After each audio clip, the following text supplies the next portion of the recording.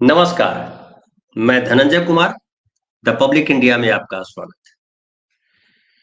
बिहार का जो चुनाव परिणाम के बाद जो परिणाम आना है, जो सस्पेंस बना हुआ है कि क्या नीतीश कुमार चीफ मिनिस्टर बनेंगे या नहीं बनेंगे, ये सस्पेंस अब खत्म होता नजर आ रहा है। और संजय झा, ललन सिंह ये सब गए थे दिल्ली। ललन दोनों की मुलाकात हुई गृह मंत्री अमित शाह जी के साथ, और अमित शाह जी के साथ मुलाकात में ये तो तय हो गया है कि नीतीश कुमार चीफ मिनिस्टर होंगे। लेकिन पेच फंसा हुआ है विधानसभा अध्यक्ष को लेकर के। विधानसभा अध्यक्ष कौन होगा? बीजेपी का कहना है कि चूंकि आप चीफ मिनिस्टर आप बन रहे हो, तो विधानसभा अध्यक्ष का पद बीजेपी को दीजिए। पिछली सरकार में भी यही था, विधानसभा अध्यक्ष बीजेपी के थे। लेकिन जनता दल यू या कहिए नीतीश कुमार की पार्टी या नीतीश कुमार इस बात को लेकर के आशंकित हैं कि अगर विधानसभा अध्यक्ष का पद बीजेपी को दिया तो पार्टी के भीतर तोड़ फोड़ हो सकती है। दल बदल कानून या कहिए दल बदल जो होता है, उसमें विधानसभा अध्यक्ष की बड़ी भूमिका है।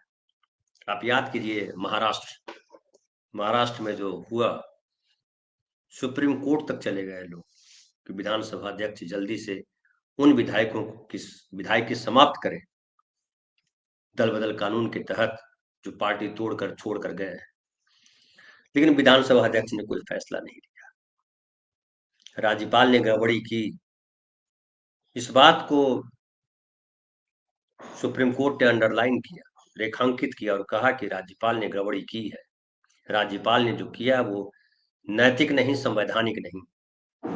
लेकिन उस फैसले को भी सुप्रीम कोर्ट बदल नहीं पाई और फाइनली विधानसभा अध्यक्ष के पाले में ही सारी चीजें रही, और विधानसभा अध्यक्ष आखिर तक कुंडली मारकर बैठे रहे। बीजेपी सरकार जब से आई है, पिछले 11 साल से खास करके याद कीजिए, तो विधानसभा अध्यक्ष, राज्यपाल ये सब कुंडली मार के बैठ जाते हैं, सही समय पर सही फैसला नहीं करते हैं, बल्कि अपने हिसाब से सही समय पर सही फैसला करते हैं। जो संविधान कहता है उसको दरकिनार कर देते हैं। जनता दल यू या नीतीश कुमार कहिए जानते हैं इस बात को, और जनता दल यू के भीतर अब नीतीश कुमार के बाद जनता दल यू कैसे मजबूती से खड़ा रहे, जनता दल यू अलग अपनी पहचान बनाए रखे, इसको लेकर के मशक्कत चल रही है। इस बार भी जिस तरह के परिणाम आए हैं, और खास करके कुर्मी कोरी का जिस तरह से वोट मिला है जनता दल यूनाइटेड को, उसके अलावा पिछड़ों का जो वोट मिला है, महिलाओं का जो वोट वर्ग खड़ा हुआ है, ये जो पूंजी है जनता दल यू इसको गंवाना नहीं चाहता है। नीतीश कुमार ने जो विरासत तैयार की है, उस विरासत को जनता दल यू के नेता आगे लेकर के चलना चाहते हैं। ये तैयारी अब जनता दल यू के भीतर है। नीतीश कुमार 10वीं बार मुख्यमंत्री बनेंगे। अब लोग सवाल उठा रहे हैं कि कितने दिन के लिए बनेंगे, कितने महीने, कितने साल के लिए बनेंगे। ये सवाल गैरवाजिब भी नहीं है, क्योंकि बीजेपी खेल करने में, धोखा देने में, झटका देने में, कुटिल राजनीति करने में मास्टर है। कब किसको कहां लंगी मारनी है, ये बीजेपी को खूब आता है। वो मुंह में राम बगल में छुरी जो कहावत है, वो बीजेपी पर बिल्कुल फिट बैठता है। बीजेपी इस बात को भी समझ रही है कि रास्ता तलाश रही है कि क्या जो 35 साल से पिछड़ावाद चल रहा है बिहार में, शासन में जो पिछड़े बैठे हैं, क्या उसको खत्म किया जा सकता है? क्या उसकी जगह किसी सवर्ण को मुख्यमंत्री बनाया जा सकता है? क्योंकि पिछले 35 साल से बिहार का मुख्यमंत्री कोई सवर्ण नहीं बना है। जगन्नाथ मिश्रा के बाद पूरा खाली है। लालू प्रसाद यादव, राबड़ी देवी, नीतीश कुमार, फिर कुछ महीनों के लिए मांझी जी, जीतन राम मांझी। सवर्णों के हाथ कुछ आया नहीं। अब देखिए बीजेपी को जो सीटें मिली हैं, उसमें सवर्णों का बड़ा हिस्सा है। 89 सीटों में से लगभग आधी सीटें उनके कोर वोटर की है। कोर वोटर मतलब जो ब्राह्मण है, राजपूत है, भूमियार है और वैश्य है, उनका रिप्रेजेंटेशन जो है मुख्यमंत्री के तौर पे हो। और जिस तरह से बीजेपी की जो नीति है, आरक्षण के विरोध वाली नीति, जिस तरह की नीति है, मुसलमानों के खिलाफ कटु होने की नीति, मुसलमानों के खिलाफ एकदम जिस हद तक जा सकते हैं जाएंगे। नीतीश कुमार के होते बिहार में ये चल नहीं पाया है। और बीजेपी लगातार ये सपने देख रही है कि हमारा मुख्यमंत्री होगा और बिहार को भी हम भगवा रंग से रंग देंगे। जो जनता दल है या आरजेडी है, उसमें हरा रंग है। और हरे रंग से दुर्भाग्यपूर्ण हालांकि है कि बीजेपी को चिढ़ है, हर जगह भगवाकरण चाहती है। 20 साल से सत्ता में होने के बाद भी बीजेपी का यह सपना पूरा नहीं हुआ है। और इस बार उसको उम्मीद थी कि यह सपना पूरा हो जाएगा। लेकिन वक्त देखिए, या कहिए नीतीश कुमार की अपनी छवि, या कहिए 10,000 रुपए ने जो कमाल दिखाया, जो मन करे कहिए, कहने के लिए समझने के लिए आप ही स्वतंत्र है। लेकिन मुझे लगता है कि वो बड़ा काम किया कि नीतीश कुमार जी को जिस तरह से 2020 में झटका लगा था, नीतीश कुमार खुद बड़े तैयारी के साथ इस बार चुनाव लड़े और बीजेपी पर भरोसा नहीं किया। उनको पता था कि बीजेपी किसी भी क्षण झटका दे सकती है। और इसलिए चाहे कितना भी ख्याल बांटा गया कि वो जो है बीमार है, दिमागी तौर पे स्वस्थ नहीं है, उन तमाम चीजों को खारिज किया। और कहिए कि उसको पार करते हुए नीतीश कुमार ने सबसे ज्यादा सभाएं की और ये माहौल बना। अब सिर्फ सिर्फ ये कह करके कि जो हुआ वो चुनाव आयोग की वजह से हुआ, मुझे लगता है नीतीश कुमार के साथ ये नाइंसाफी हो जाएगी। अगर ऐसा था तो विपक्ष को इस्तीफा दे देना चाहिए था, या विपक्ष को इस चुनाव को स्वीकार नहीं करना था। लेकिन चाहे कांग्रेस हो, चाहे आरजेडी हो, चाहे वाम दल हो, सबने इस चुनाव को स्वीकार किया। कांग्रेस की तरफ से पप्पू यादव तो बाकायदा न्योता दे रहे हैं नीतीश कुमार की कि आइए हमारे महागठबंधन के साथ सरकार बनाइए, घर वापसी कर लीजिए। आरजेडी में भी जो है, जो पहले था चुनाव से पहले कि हम चुनाव का बहिष्कार करेंगे, चुनाव पूरे दमखम के साथ लड़े, सफलता नहीं मिली। हालांकि जो उनका वोट प्रतिशत है वो पिछली बार 2020 में जो वोट प्रतिशत है तो वो बरकरार रहा, कमजोर नहीं पड़ा। हाँ, एनडीए का वोट प्रतिशत जरूर बढ़ गया। और एनडीए के वोट प्रतिशत में कहते हैं कि एक बड़ा रोल निभाया चिराग पासवान ने। पिछली बार चिराग पासवान उस तरफ थे, नीतीश कुमार के खिलाफ खड़े थे।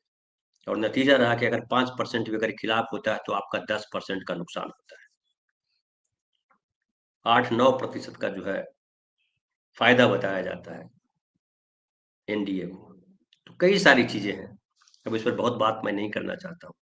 लेकिन मैं ये बताना जरूर चाह रहा हूँ आपको आज के प्रोग्राम में कि नीतीश कुमार को जितनी आसानी से निपटा देंगे बीजेपी के लोग, ये जो चल रहा था मीडिया में, पॉलिटिकल सर्किल में, आम आदमी के बीच, आप हमारे बीच, चैनलों के बीच जो चल रहा था, उतना आसान दिख नहीं रहा। एक तो नीतीश कुमार ने चुनाव के पहले ही बतला दिया था कि भैया हम अभी भी वही हैं। बाकायदा पोस्टर लग गया, टाइगर जिंदा है। हालांकि मैं एक जगह देख रहा था कि शिवराज चौहान ने भी कहा था मध्य प्रदेश में चुनाव के समय कि जब जीत हुई कि टाइगर जिंदा है। लेकिन टाइगर को जो है वो रिंग मास्टर ने सर्कस में भर्ती कर दिया। और शिवराज सिंह चौहान देखिए सर्कस के रिंग मास्टर के हिसाब से बोल रहे हैं, अपनी इज्जत की भी परवाह नहीं कर रहे।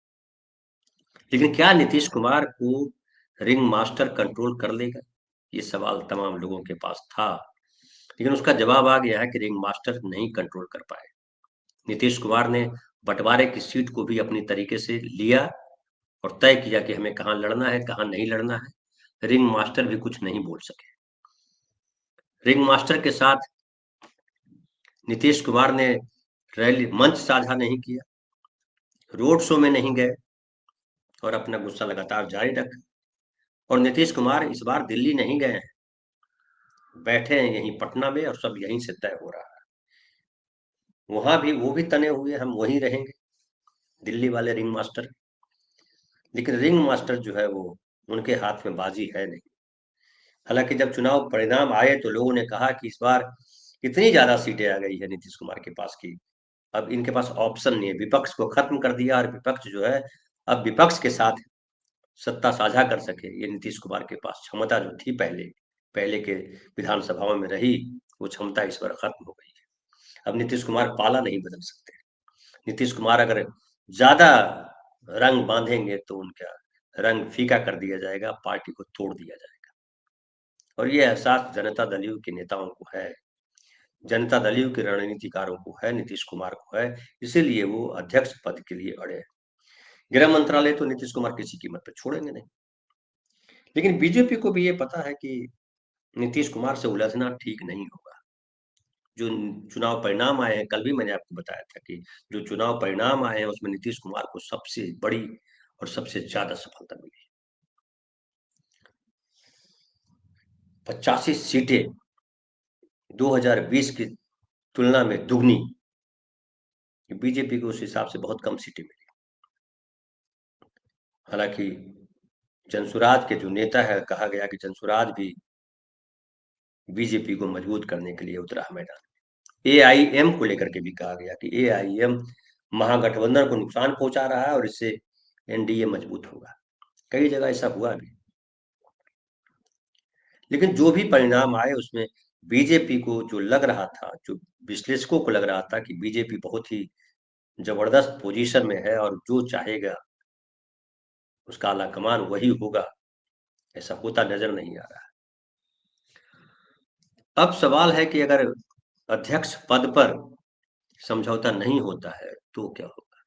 हालांकि उम्मीद है कि बीजेपी मान जाएगी, चूंकि बीजेपी को पता है कि नीतीश कुमार के साथ दोस्ती बना कर रखेंगे तो आगे जब नीतीश कुमार खुद पद त्याग करे या ऐसी परिस्थिति बन जाए जब उनको पद छोड़ना पड़े, तब उनको डील करना आसान हो जाएगा बीजेपी के साथ। और जो नीतीश कुमार के कोर वोटर है, देखिए इस बार भी जो है अगर 20% के आसपास बीजेपी को वोट मिले हैं तो नीतीश कुमार को भी 18 से 19% के बीच मिले हैं। नीतीश कुमार के वोट भी बढ़े हैं और नीतीश कुमार के जो वोट बढ़े हैं उससे पता चलता है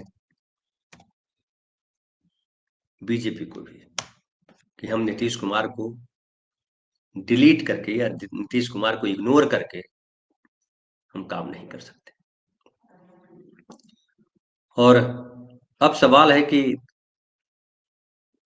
नीतीश कुमार के जो कोर वोटर है, कुर्मी कोयरी, पिछड़ों में दो महत्वपूर्ण वोटर है, कुर्मी और कोयरी। और महिलाओं के भीतर जो अपनी पहचान बनाई है नीतीश कुमार ने, वो तीर छाप जो है इतनी आसानी से मिटेगा नहीं। और जनता दल यू के भीतर अब ये तैयारी है कि नीतीश कुमार के बाद कौन, कैसे एक टीम बनेगी जो टीम जनता दल यू को आगे ले जाए। हालांकि विश्लेषकों ने ऐसा कहा कई बार कि जनता दल यू का भविष्य अब ये है कि आधे बीजेपी में आधे आरजेडी में। लेकिन फिलहाल जो रणनीतिकार हैं जेडीयू के, वो इस तैयारी में है कि जनता दल यू को मजबूत विपक्ष के तौर पे खड़ा किया जाए। कल अगर बीजेपी से लड़ने की बारी आए तो जनता दल यू मजबूती से लड़े और सामाजिक न्याय वाले एजेंडे पे, आरक्षण वाले मुद्दे पर बीजेपी के साथ दो दो हाथ कर लिए जाने की नौबत आए तो कर दिया जाए। दूसरी तरफ देखिए आरजेडी के भीतर जो चल रहा है, कई लोग अब कह रहे हैं कि आरजेडी अब जो है समाप्ति पर है। सबसे बुरे हाल में आरजेडी 2010 में था जब मात्र 22 सीटें मिली थी। इस बार तब तो हालांकि लालू थे, इस बार जो है वापस बीजेपी, ये आरजेडी 25 सीटों पर आ गई। पिछली बार से 3 सीटें ज्यादा है। लेकिन तब लालू प्रसाद यादव थे, लालू जी के साथ नीतीश जी जुड़े और 2015 के चुनाव में आरजेडी फिर से अपनी ताकत के साथ लौट आई। लेकिन नीतीश अगर नहीं रहेंगे तब आरजेडी का क्या होगा, ये बड़ा सवाल है। लालू प्रसाद यादव भी जो है अब उस स्थिति में नहीं है कि वो रणनीति बना सके।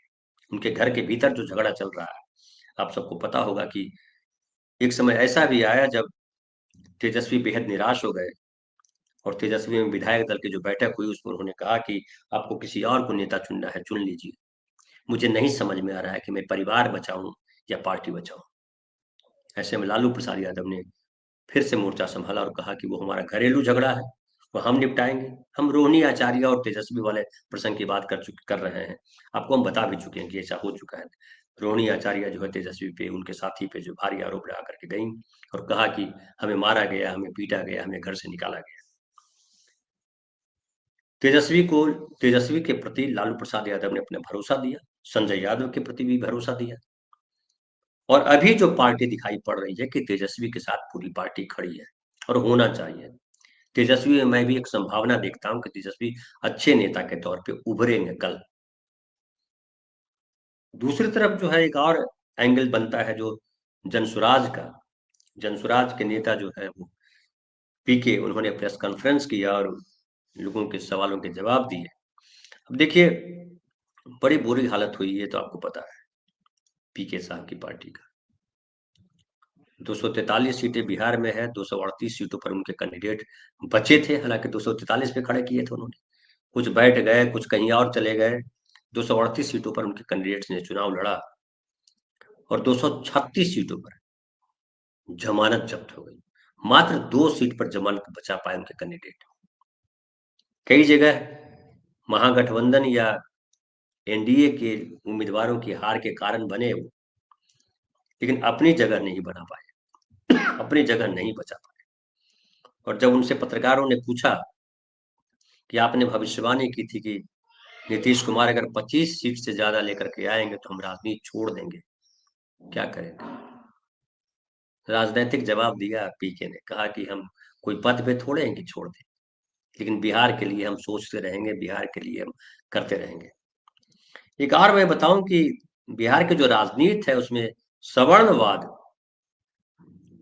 या सवर्ण लीडरों के नेतृत्व में किसी पार्टी का आगे भविष्य दिखता नहीं है, क्योंकि पिछड़े जो है दबंगई के साथ खड़े हैं। और नीतीश कुमार अगर नहीं होते बीजेपी के साथ, एनडीए के साथ, तो एनडीए का फिर उससे भी बुरा हादसा होता जो 2015 में हुआ था। ये बीजेपी को पता है, इसलिए नीतीश कुमार की हर बात मानने को तैयार हो गया है आला कमान रिंग मास्टर। और इसीलिए जो जिद चल रहा है विधानसभा अध्यक्ष के पद पर, मुझे लगता है इस पर भी बीजेपी को झुकना पड़ेगा। क्योंकि बीजेपी जानती है कि अगर नीतीश कुमार बिगड़ गए, किसी तरह सरकार बना ली, तो आगे भविष्य खराब हो जाएगा, क्योंकि सवर्णवाद बिहार में नहीं चलेगा। आपको लीडरशिप में जो है पिछड़ों को, दलितों को शामिल करना पड़ेगा। तो अब ये भी खबर है कि आज जो है अमित शाह जी आ रहे हैं बिहार, और अमित शाह जी बिहार आकर के नीतीश कुमार से मिलेंगे।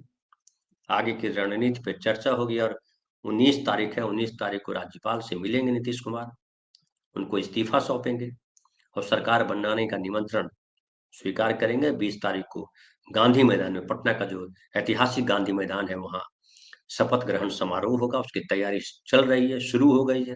वहाँ मंच वगैरह बनने लगे हैं।